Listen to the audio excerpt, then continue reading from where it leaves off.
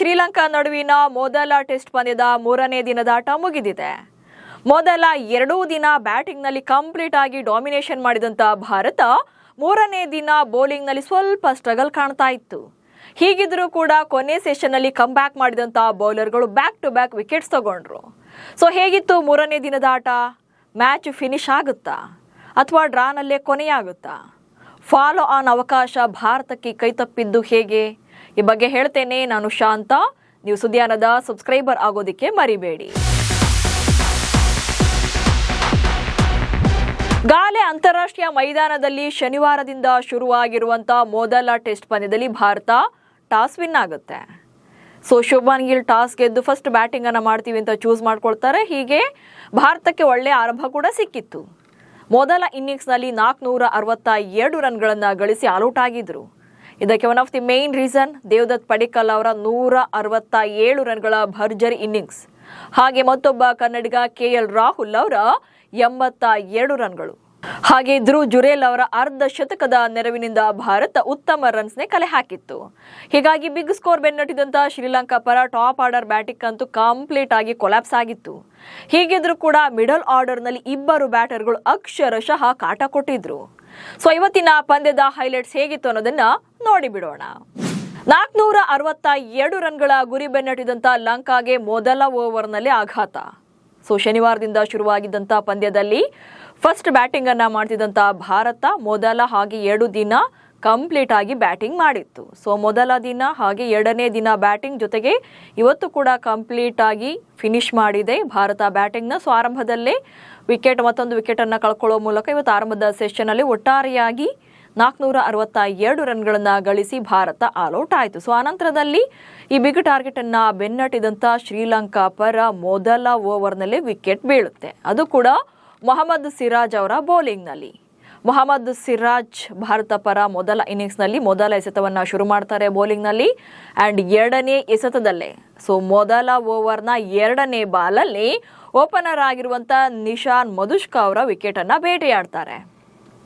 ಮೊಹಮ್ಮದ್ ಸಿರಾಜ್ ಅವರ ಬೌಲಿಂಗ್ ನಲ್ಲಿ first over ನಲ್ಲೇ ಶ್ರೀಲಂಕಾ ತಂಡ ನಿಶಾನ್ ಅವರ ವಿಕೆಟ್ ಅನ್ನ ಕಳ್ಕೊಳ್ಳುತ್ತೆ. ಆದ್ರೆ ಈ ಆಘಾತ ಅಷ್ಟಕ್ಕೆ ನಿಲ್ಲಿಲ್ಲ ಅವ್ರಿಗೆ. ಯಾಕಂದ್ರೆ ಲಂಕಾ ಪರ ಟಾಪ್ 5 ಬ್ಯಾಟರ್ ಕಂಪ್ಲೀಟ್ ಆಗಿ ಪೆವಿಲಿಯನ್ ಪರೇಡ್ ನಡೆಸುವಂಥದ್ದು. ಸೊ ಇಲ್ಲಿ ಟಾಪ್ 5 ಬ್ಯಾಟರ್ಗಳೇನಿದಾರಲ್ಲ ಲಂಕಾ ಪರ, ಯಾರಿಂದಲೂ ಕೂಡ ಇಂಡಿವಿಜುವಲ್ ಆಗಿ 30+ ರನ್ಸ್ ಬರಲೇ ಇಲ್ಲ. ಅಂದ್ರೆ 30ಕ್ಕಿಂತ ಜಾಸ್ತಿ ಯಾರು ಕೂಡ ರನ್ಗಳನ್ನ ಕಲೆ ಹಾಕ್ಲೇ ಇಲ್ಲ.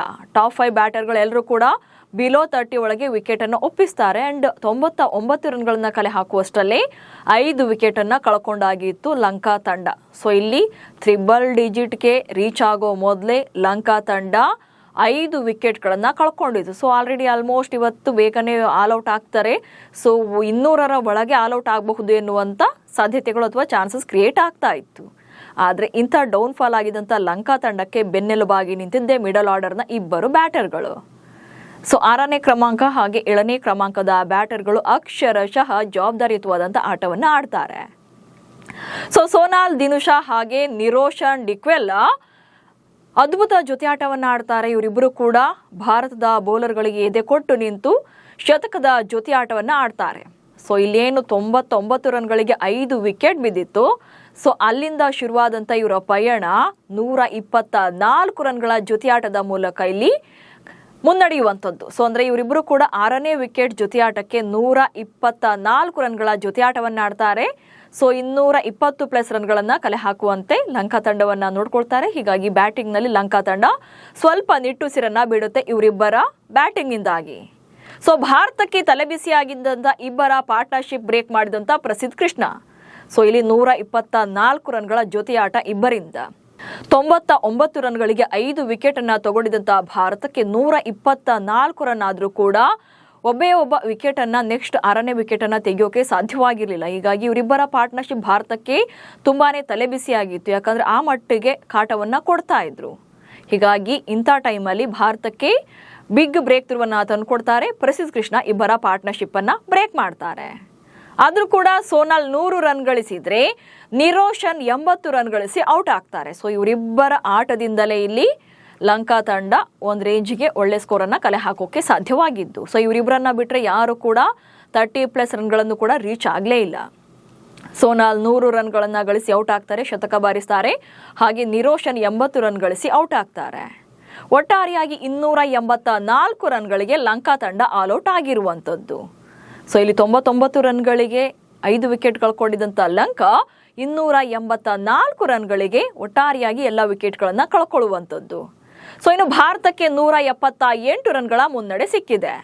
ಸೊ ಮೊದಲ ಇನ್ನಿಂಗ್ಸ್ನಲ್ಲಿ ಭಾರತಕ್ಕೆ ಈಗ 178 ರನ್ಗಳ ಲೀಡ್ ಪಡೆಯುವಂತೆ ಮಾಡಿರುವಂಥದ್ದು. ಇನ್ನು ಭಾರತ ಪರ ಬೌಲಿಂಗ್ ಮಾಡಿದಂಥ ಎಲ್ಲರೂ ಕೂಡ ವಿಕೆಟ್ ಕಾಲಮ್ನಲ್ಲಿ ವಿಕೆಟನ್ನು ಬೇಟೆಯಾಡಿದ್ದಾರೆ. ಅದರಲ್ಲೂ ಕೂಡ ಮಾನವ್ ಸುತಾರ್ ಅಕ್ಷರಶಃ ಮಿಂಚಿದ್ರು, 4 ವಿಕೆಟ್ಗಳನ್ನು ಬೇಟೆಯಾಡಿರುವಂಥದ್ದು. ಸೊ ಇಲ್ಲಿ ಭಾರತ ಪರ ಮಾನವ್ ಸುತಾರ್ 4 ವಿಕೆಟ್ಗಳನ್ನು ಪಡ್ಕೊಂಡ್ರೆ ರವೀಂದ್ರ ಜಡೇಜಾ 3 ವಿಕೆಟ್ಗಳನ್ನು ಪಡ್ಕೊಳ್ತಾರೆ.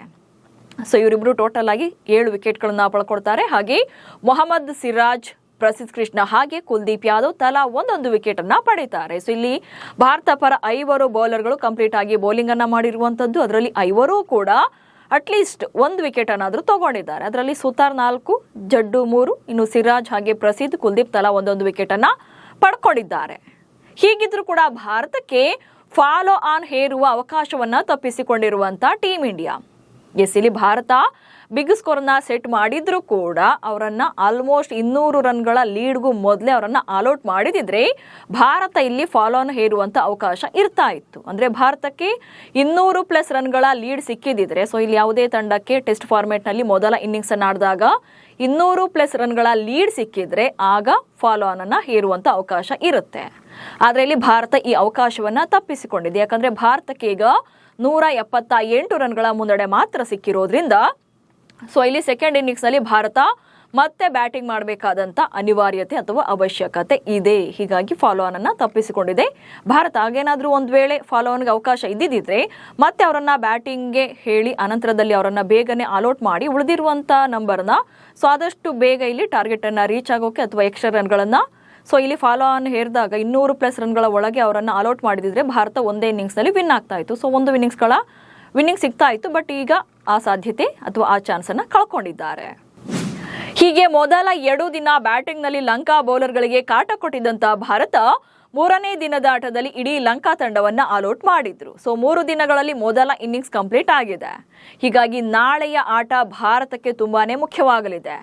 ನಾಳೆ ಎಷ್ಟು ಸ್ಕೋರ್ ಸೆಟ್ ಮಾಡ್ತಾರೆ ಹಾಗೆ ಲಂಕಾ ಪಡೆಯನ್ನ ಆಲ್ಔಟ್ ಮಾಡ್ತಾರೆ ಅನ್ನೋದನ್ನ ನೋಡ್ಬೇಕಾಗುತ್ತೆ. ಯಾಕಂದ್ರೆ ಭಾರತ ಒಂದೊಳ್ಳೆ ಸ್ಕೋರ್ ಅನ್ನ ಸೆಟ್ ಮಾಡಿ ಸೊ ಇಲ್ಲಿ ಡಿಕ್ಲೇರ್ ಅನ್ನ ಘೋಷಣೆ ಮಾಡಬಹುದು. ಬಿಗ್ ಮಾರ್ಜಿನ್ ನಲ್ಲಿ ಟಾರ್ಗೆಟ್ ಅನ್ನ ಸೆಟ್ ಮಾಡಿ ಹಾಗೆ ಲಂಕಾ ತಂಡವನ್ನ ಆಲ್ಔಟ್ ಮಾಡಿದ್ರೆ ಮಾತ್ರವೇ ಇಲ್ಲಿ ಗೆಲ್ಲೋಕೆ ಅವಕಾಶ ಇರುತ್ತೆ. ಹೀಗಾಗಿ 4ನೇ ದಿನದಾಟದ ರಿಸಲ್ಟ್ ಭಾರತಕ್ಕೆ ತುಂಬಾನೇ ಮುಖ್ಯವಾಗುತ್ತೆ. ನಮಸ್ಕಾರ.